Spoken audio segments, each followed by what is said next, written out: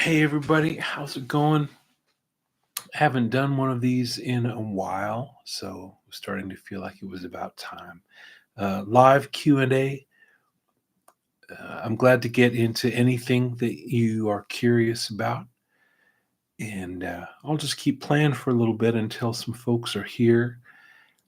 And if you have a question, just uh, pop it into the chat, and we'll talk. Okay.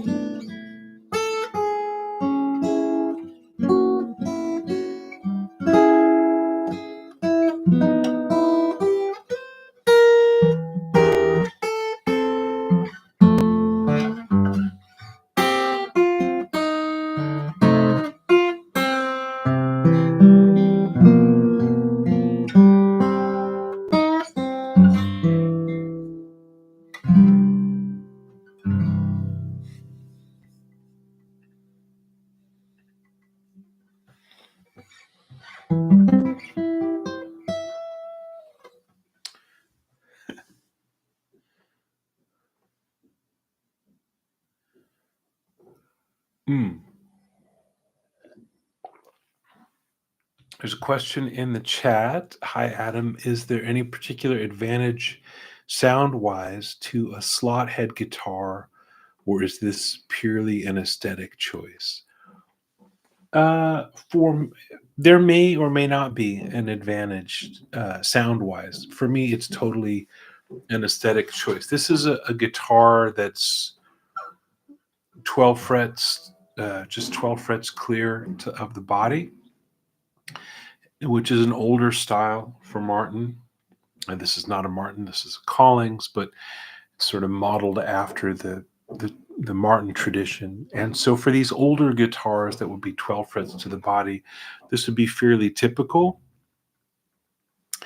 So those, I knew I wanted a 12 fret guitar. That there is a sound difference because it puts the bridge at a different place on the top, and it's just a big. I don't know what it sounds like on YouTube, but I think 12 fret guitars just sound big and open and wonderful.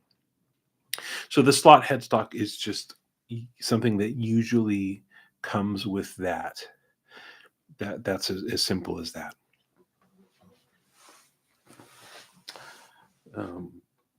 Also, the first guitar that I ever had that I learned to play on basically was a nylon string guitar, which also would be 12 frets and slot head.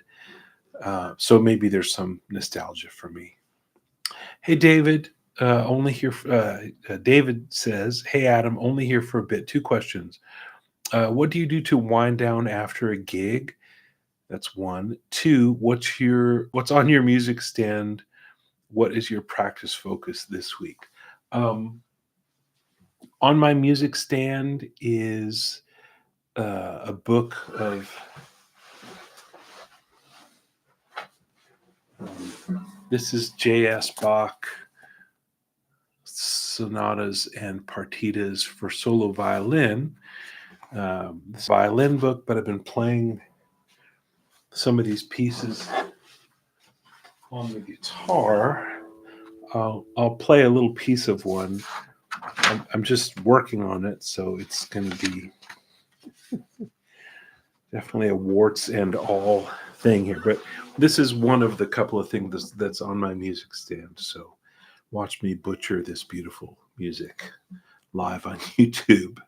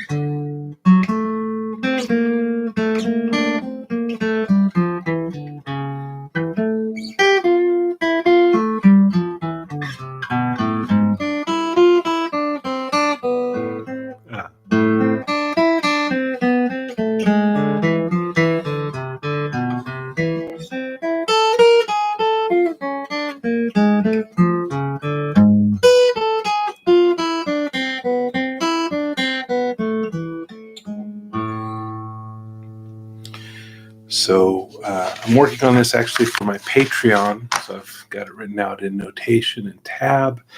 Been working on that, trying to find good places to play it, since it's some music that's not written for the guitar. It was written by J.S. Bach. Steel string guitar didn't even exist then, I don't think. So he wouldn't have been thinking about something that sounded like this, or was tuned like this, or laid out like this. So that's the tricky part of that. I'm also working on a little excerpt of Donna Lee. That's a Charlie Parker tune. Again, thinking about fingerings and how to lay it out on the fretboard. That's mostly what's on my music stand. There's some other bits and pieces of stuff, but that's what I've been working on. And what do I do to wind down after a gig? That's a really good question. And I don't have a routine, really.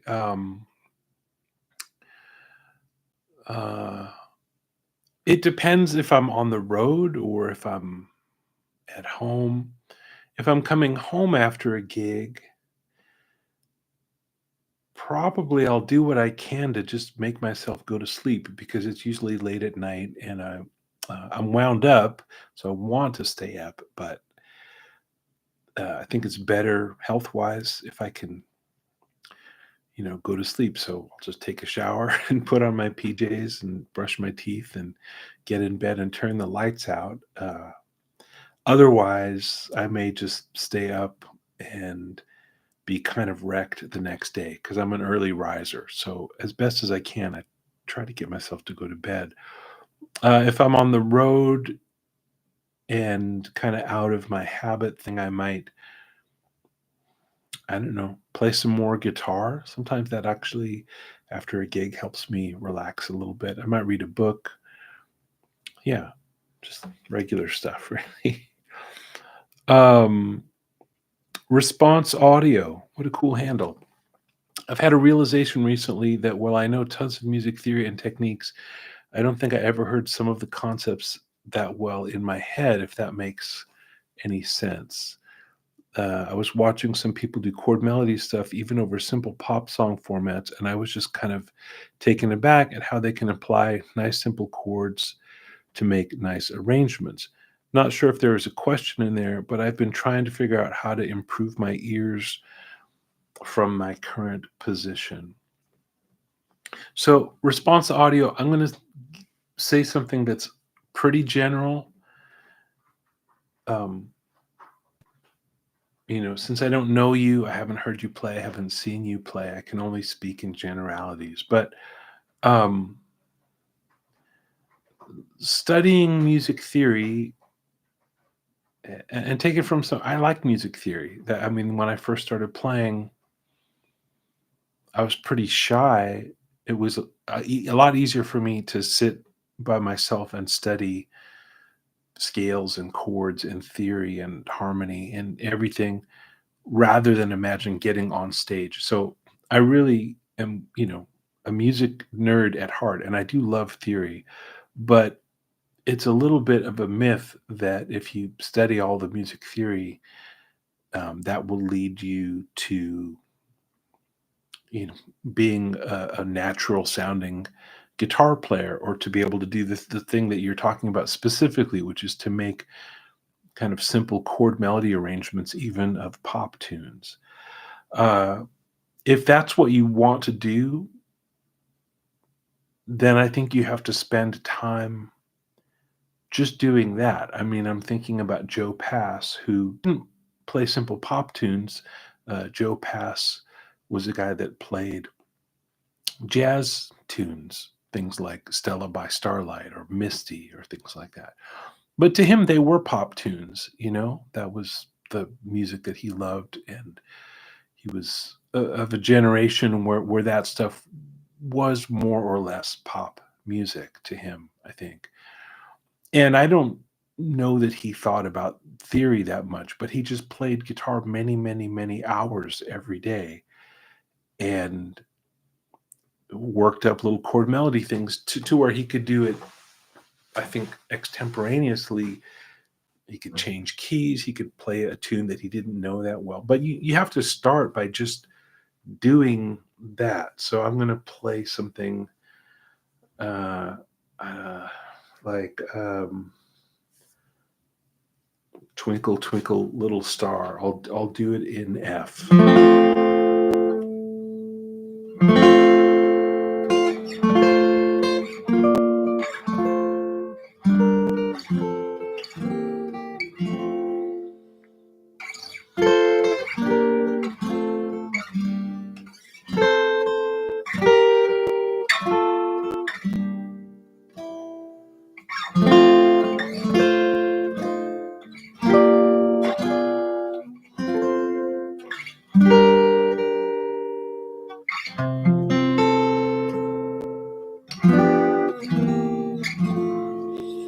So I was trying not to think too much about theory there. I'm just basically following the melody on the high string.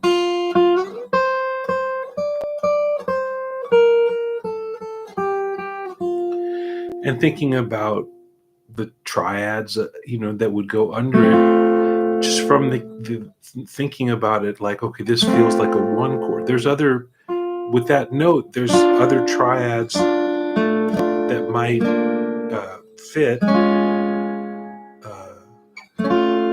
whatever. But I know we're in the key of F because I chose that before we started. And so with this as the melody note, this feels like the chord. It's the F is the chord, the one chord in the key. Now, when we go to this next melody note, it doesn't feel, I'm just going by my feelings, it doesn't feel like the chord wants to change. Again, there's lots of other notes that you could put under a C. This is the note C. I could play A minor, I could play A flat, I could play F minor. I could play something that's where this isn't even really a note of the, I could play like a B flat chord with C on top, or D flat major 7. There's a lot, if you know theory, then in a way it makes it harder because your mind is open to all these possibilities. But if you just listen to your gut or your inner ear or whatever, you'll know that it's the same chord. So I just grabbed an F chord that I know up here. This could be one, or you could do this, or you could not play any chord. I'm just playing C as an octave, or I could play it as just this big interval and not even think about chords. So there I'm just on strings 1 and 4.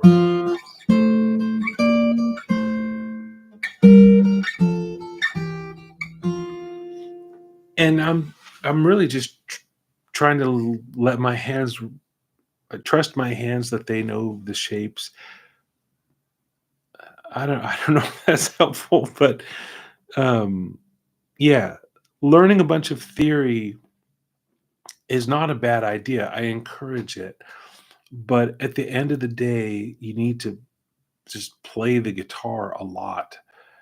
Uh, Play along with records, play along with songs that are in your head that you don't have handy, like on a record or Spotify or whatever, but just try to think of songs that you know, stuff that you grew up on, or just stuff that you love right now.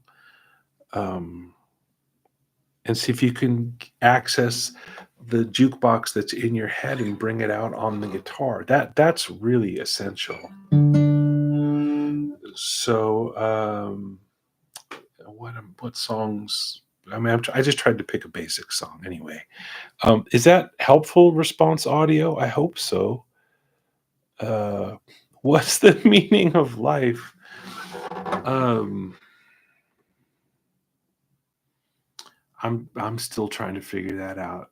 Uh, uh, that's to be determined. um, yeah, but response audio really, like, don't overthink that kind of thing. Just get to it. Play the music that's in your head. And if you can't find it, start with something simpler, like a nursery rhyme, and see if you can play that.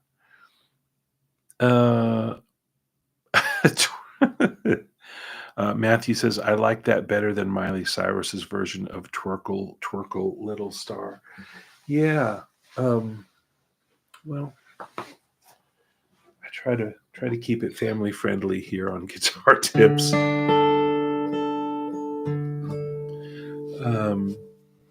Cool.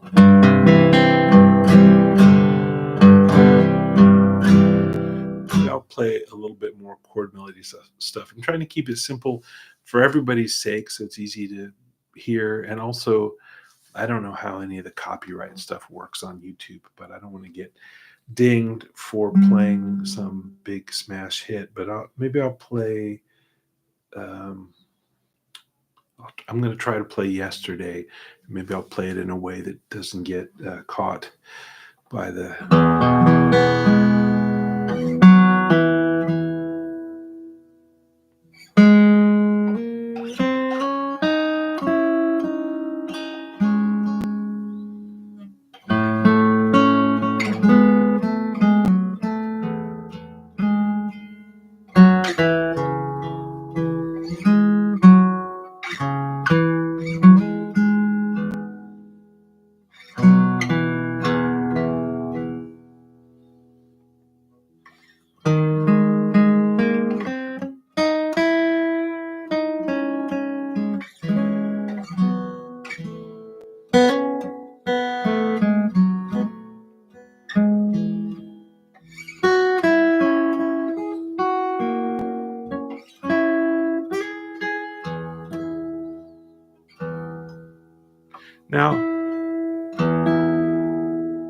never played it in that key or in that particular way. It's just a song that's in my head that I've known since I was a kid. And I'm just playing the melody first, really thinking about the melody. Chord melody is a lousy name for what that is. It should be called melody chord, because really, if you start with chords and try to find the melody around the chords, it seems like a good idea, but at least for me, I tend to get more snagged up that way. It's better for me anyway. The way I hear music and see the fretboard is to just play the melody and try to grab some harmony underneath it.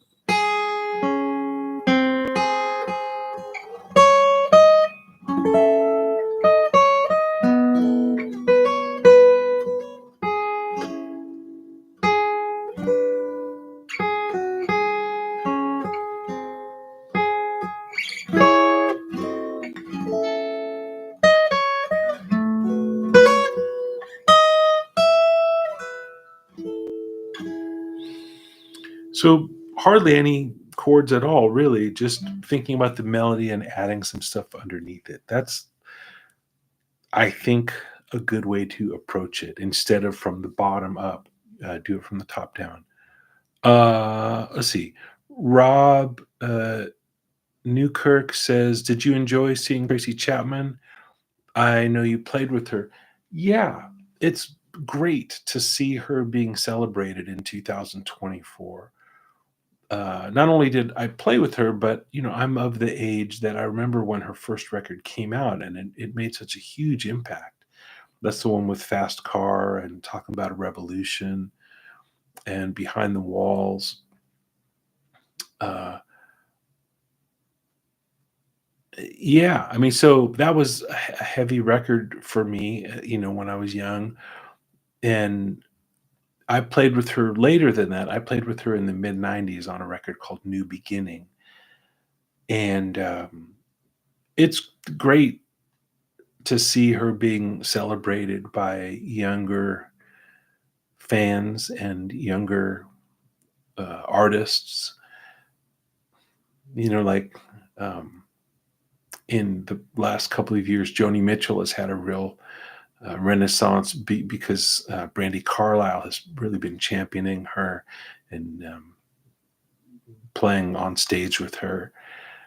And so I don't know that has anything to do with anything, but it just occurred to me. And so anyway, yes, it is really nice to see Tracy being celebrated and appreciated because she is a great living artist. Yeah. Response audio says, "Thanks, Adam. I appreciate the reply. Excellent. I've been working out some things by focusing more on triads as my starting point." Great. You are right. It's just that I haven't spent enough time working this stuff out. Great. Spend the time now. Get started on it. Give Me One Reason is amazing. I was floored when I heard the guitar on that. Well, thank you. Yeah, the rhythm stuff is Tracy. Like that's all Tracy, and I'm playing the guitar fills.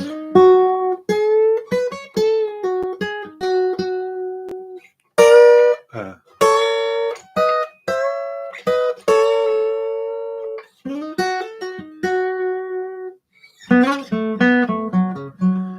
it's this guitar's not really made for for that kind of playing.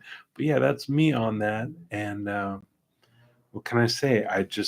That's what I was doing at that time. I feel very um, lucky to have been a part of that record and to, you know, so yeah. What else? What are you guys thinking about? What are you working on?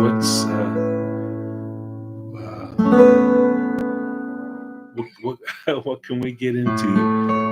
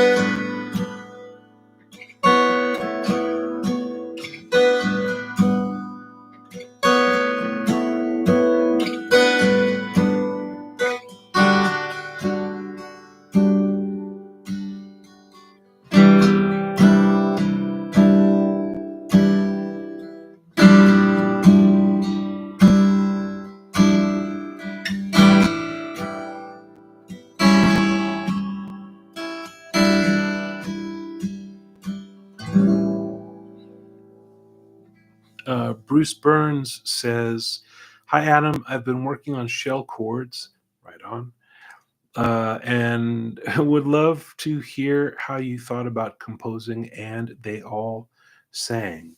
That's a tune from my recent record, which is called Spry. A new album is great. Thank you. Well, I wanted to have some things on the record that felt bluesy, but were not in the usual 12-bar blues form. And so, being somebody who comes from playing a lot of jazz, another typical kind of form that's not the 12-bar blues form, but that's a typical kind of jazz form, would be a 32-bar form that's AABA. Do you know what I mean? Like, you have an 8-bar phrase, and then that basically repeats with maybe some small variation. That's AA. And then you have another 8-bar phrase that's a different thing. That's the bridge or the B section, or the middle 8, you might call it. And then it returns to the A one more time. So that's the form. 4 blocks of 8 bars that are essentially AABA. So I went with that as a form idea. And so I in order to fill that out, I needed an 8-bar thing that felt bluesy but wasn't a 12-bar thing. So I went,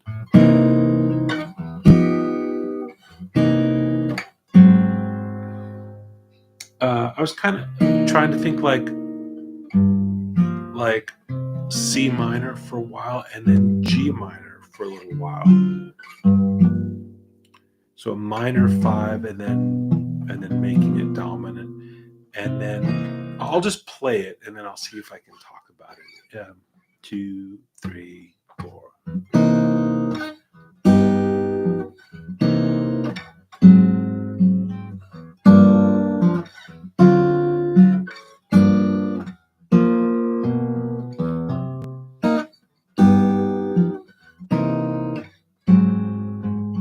Sorry.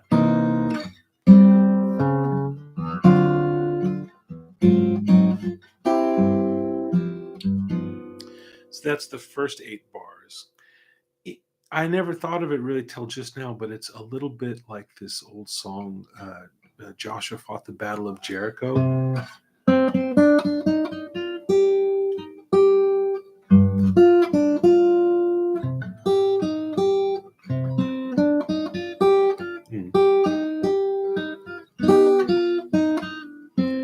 Just in the way that it's kind of back and forth between 1 and 5. There's no 4. Of course, I've got more harmony in this. So the first A section is C7 sharp 9, G7 sharp 5, C7 sharp 9, A flat 7. And that's just an approach chord to the G minor. And then 5 of G minor is D7 sharp 9, G minor, G7 sharp 9, back to C7 sharp 9, G7 sharp 5, C, A7 sharp 9, D7 sharp 9, A flat 7, which is just a sub. And I ended the first A section on the 5 chord because I want to go back to 1. So I do that again.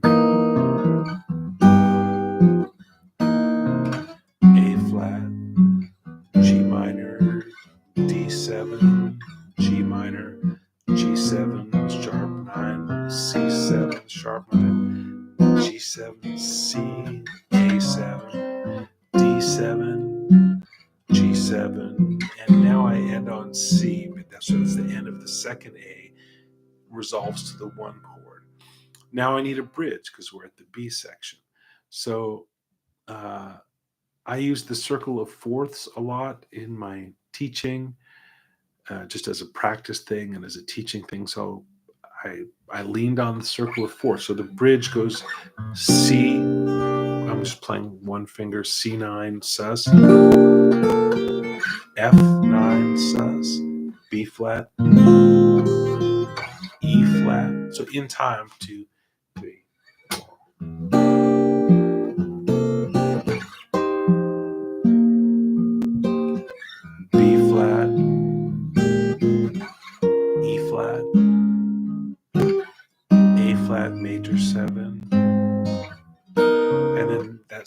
shape on D flat, but with a slightly different thing on top. And then that G13 sus. And this is just a D flat triad over G, and I make a harmonic on top. This is 6th fret, so I go 6 plus 12 is 18. So the harmonics are going to be at 18. And I put my finger over the 18th fret, my index finger, and I'm plucking with my ring. And then I go back and do the same thing again. This is the last A.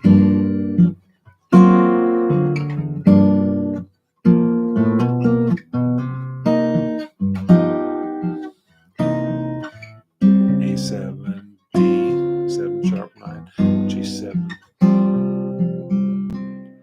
So that's the tune. That's how I did it. I don't know if that's helpful. Thanks for asking, Bruce. Just backing up a sec, talking about it that way makes it seem like composing is easy. And there's some days that I feel that way, that composing is really easy. And there's some days where I feel like I don't even know where to get started. I'm kind of that way now. After I wrote that record, I've barely written any tunes since then. And that's like a year and a half ago. So I need to write some more music. But I get psyched out, like, oh, it's so hard. But showing you how I wrote that tune, it was kind of like a simple idea. Like, let's write a blues that's not a 12-bar blues. Let's borrow the form of a jazz tune. The bridge is just literally just around the circle of fourths until at a certain point you have to hop back onto the one. So I found a way to resolve it. So at the end of the 8-bar bridge, it goes smoothly back to, I ended on G7, which sends us back to C. So the nice thing about an AABA tune is that you don't have to write really 32 bars of music. You really just have to write an 8-bar section that's your A and play that 3 times. And your B has to do something that goes away, but then it comes back in a way that feels natural. And I feel like I should be able to write those all day long, but of course I get in my head and I get stuck. Rob Newkirk says, I once bumped into Tom Scott's bass player on Hollywood Boulevard. He said when Joni would come in with a tune, they'd all have to try to figure out what key she was in. Yeah, that makes sense because her music could modulate really freely. It was different from probably anything those guys had played before. If you listen to, Tom Scott had his own band around that time. It was called Tom Scott and the LA Express and the LA Los Angeles. Tom Scott and the LA Express. Really good band. I had a couple of their records. It doesn't sound anything like what Joni Mitchell was doing. So I'm sure that was, that they had to figure out what key she was in. That makes sense to me. Paul Jenkins says, thoughts on music suggestions from Apple Music, Spotify, etc. Does it matter how and where we discover new music? Do you regularly listen to new music? If so, where do you like to go to find new music? What a cool question. Yeah, I use all of those services. I use Spotify and Tidal and Apple. And I think I'm most likely to, as far as like letting the service recommend new music, I don't do that on Apple, but I do that sometimes on Spotify and Tidal. I think it's a good place to start. I don't tend to just let it go on auto, just let it keep feeding me songs. But what I might do is if I find something I like just by my own search or something I heard somewhere then I go looking for it, I might think about what the genre is and then look and see if there's a curated Tidal or Spotify or Apple playlist that has more of that stuff. And then once I'm inside that playlist, maybe I'll find, a handful of things that I haven't heard before that I like. Um, yeah, any discovery is good discovery, whether it was recommended to you by, artificial intelligence or by a friend, or you heard it on the radio or whatever. It's great to discover new music, however it comes. But yeah, that's how I tend to do it. I don't just leave it on, like, like people do the same thing with YouTube. You watch one video, and YouTube is going to keep feeding you. If you let it, it'll just keep feeding you more stuff that it thinks you might like. Uh, I don't generally like to do that. I might do it you know, if I was just having friends over for uh, food or coffee or something, and I just wanted to set it and forget it. Maybe I would do that, but I don't do that much. I try to be slightly more proactive sometimes. Good question. Bruce Burns says, for some reason I had the last bar of the first A section as B major 7 flat 5, and I hear the last bar of the second A as a C sharp major 7 flat 5. Oh, like this chord, you mean? If you just look at it, yes, it is C sharp major 7 sharp 5. But I'm really thinking of that as the upper part of an A7, A, C sharp, G, C, F. So you could say A7, sharp 9, sharp 5, or flat 13. So it's kind of like that, but down low. So yes, as a grip, that's what that is. But functionally, in this tune, it's A7, which goes to D7, which goes to G7, which then goes to C sus. So just for Bruce, since he's really getting into the specifics here. So this is the first A. That's A flat 7, G minor 7, D7 sharp 9, G minor 7.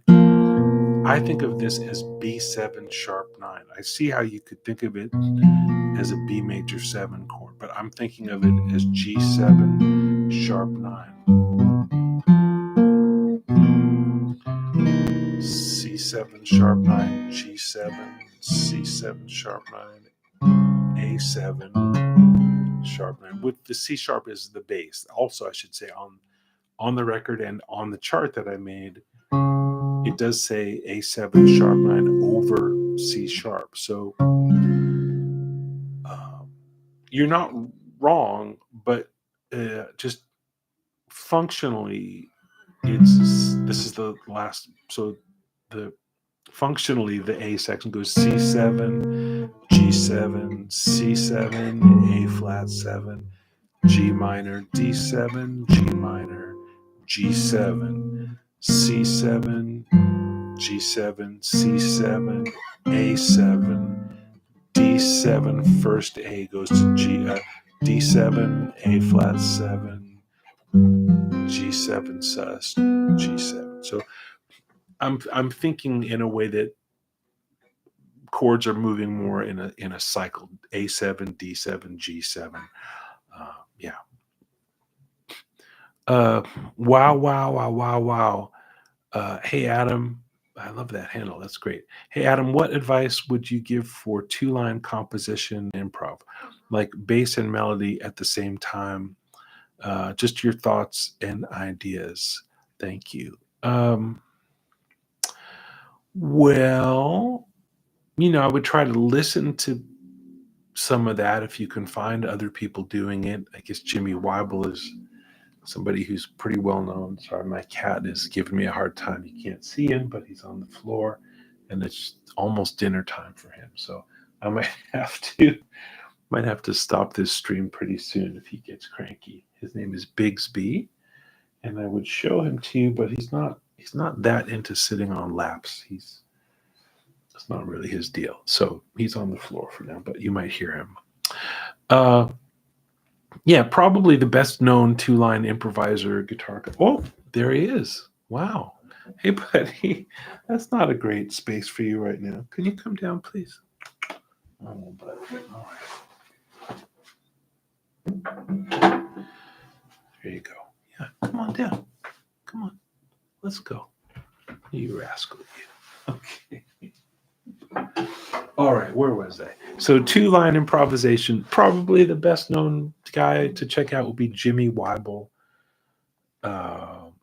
Also, he's gone now, but there's a guy that studied with him and continues to play a little bit that way. It's a guy named Sid Jacobs, great guitar player. You can kind of hear George Van Epps do stuff kind of like that. But anyway, you asked, like, how would you work on it? How would you think about it? How would you practice it? I would not try to get too worried about the theory of it at first. I would try to get my hands on the guitar and just play slow and simple. And that's could be discouraging depending on your personality, because I think it will take a long time to get anywhere. But when you get there, it's going to feel really good, and it won't just be in your head. It'll be in your hands, and it'll be in your whole body. So I would get a metronome going. Let's see if I can do that.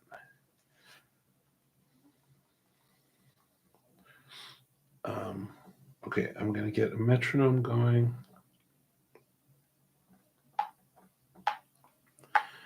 So, I don't know. Can you hear the metronome? Can you guys hear the metronome?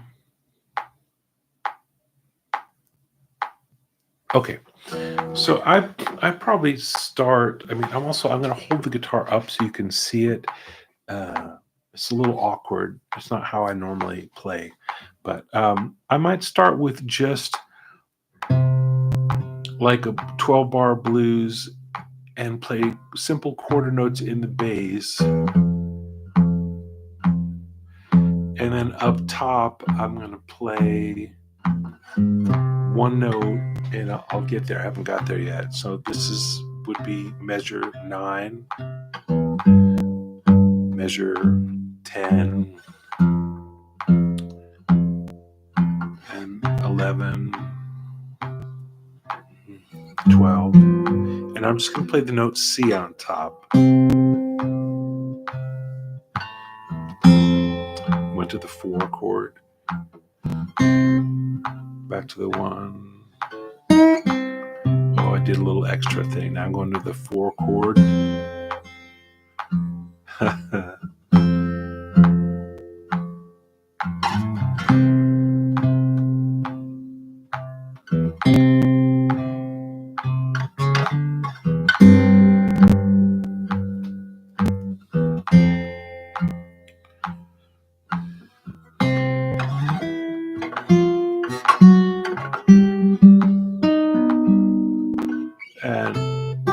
And then maybe I'd do something, something a little simple theme like that.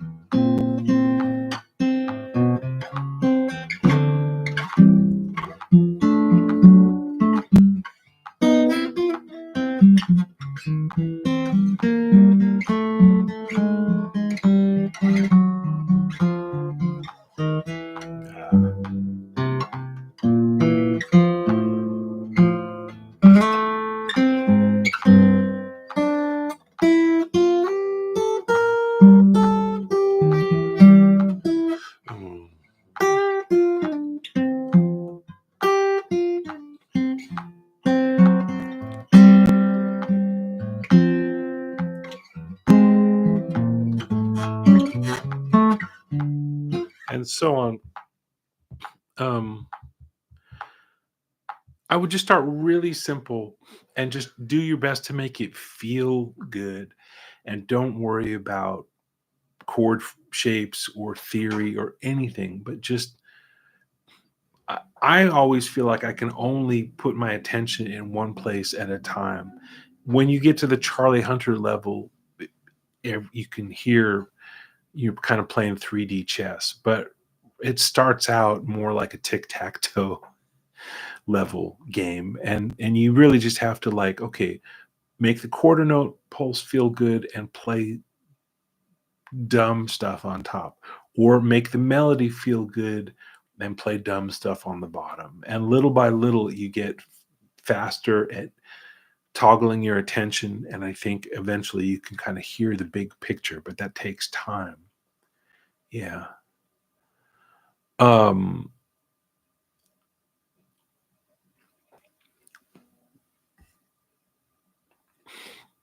oh, David, that's really nice. I always feels like you have found the notes that everyone else is looking for. Well, I'm still looking too. Uh, wow. Okay, great. I'm glad that was helpful, Paul. And this will be my last question. I'm going to have to jet after this. So thank you, everybody. Um, oh, I just realized I'm going to send it. Well, I won't even send it. But there was this Bigsby, when he was up here for a minute, typed something crazy into the chat. Um, it doesn't matter. It's just like semicolon, semicolon, semicolon, plus dash arrow. Uh, yeah, I'll just, I'll just. This is what Bigsby typed in the chat. That's my cat. He did that typing. So I'm going to answer Paul's question, and then I'll leave it at that. Which was, have there been a particularly memorable meal that you've shared with the band slash artist while on tour? Yeah, I'll tell you. I'll tell you about two actually that come to mind. I was recently on tour with a really wonderful singer named Kat Edmondson. She's based in New York. She grew up in Texas, and we were touring through Texas, which I've done with her before. And when we do that, she always likes to stop at this place called Buc-ee's, which is a gas station and also kind of like a super mart, all kinds of food and snacks and sodas and stuff. We stopped there, and we also stop at one of two places that are just roadside places that sell kolaches, which, to my understanding, is something that originates. It's a Czechoslovakian thing or Czech American thing. The kind of basic one is like a sausage roll or sausage and cabbage roll. It's kind of like a bun with sausage or sausage and cabbage in it, and then of course there's a million variations on that, and there's also sweet ones that are filled with jam and soft cheese and stuff. So on this last one, yeah, we stopped at a place called, it's called Czech Stop, Czech, Czech Stop, and we ran in and got